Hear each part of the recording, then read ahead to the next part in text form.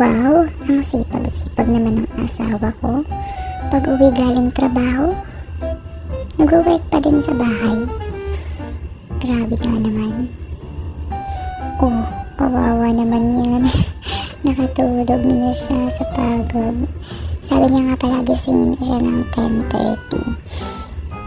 So, ayan. Fast forward tayo, 10:30 na. Yan, nagising ko siya dyan. Ayaw niya pang magising. Ayan. Nalimpungatan. Hindi pa yan babangon, guys. Tingnan mo. Oh, nag-iba siya ng pwesto. Tatalikod pa siya sa akin. Nagpapagising pero ayaw gumising, diba? 10:31 na. Yan pa rin. Di pa rin siya bumangon. Tapos sasabihin niya sa akin, di ko siya ginising. Wala siyang maalala. 10:35 na. Uy, gising na. Gising na. Sabihin na talaga sa akin, hindi ko talaga siya ginising. Yan. Yan na, nagising siya. Pero natutulog siya ulit. Pero siya, oo na. Tingnan nyo, aabot yan. Ng alas 11. 10:41 na. Tulog pa din. Ibang pwesto na naman. Diba? Yan, akap pa siya. 10:55 na, uy. Gising na, mag-aalas 11 na. Sabi mo, 10:30, gisingin na kita. Sabi mo na naman, di kita ginising. Hindi, pero pagod talaga siya.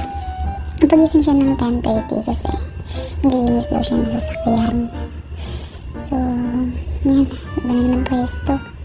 Yan, 10:58 na sa wakas. Tumayo na din. Kung hindi ako mag-record, wala akong proof na ginigising ko talaga siya. Kasi kanina sinasabi, hindi ko siya ginigising. Yan, check natin. Sa labas na siya. Yan, sige. Yan, mahal na mahal niya yung sasakyan niya yan. Pangarap niya kasi magkaroon ng muscle car. So, ayan.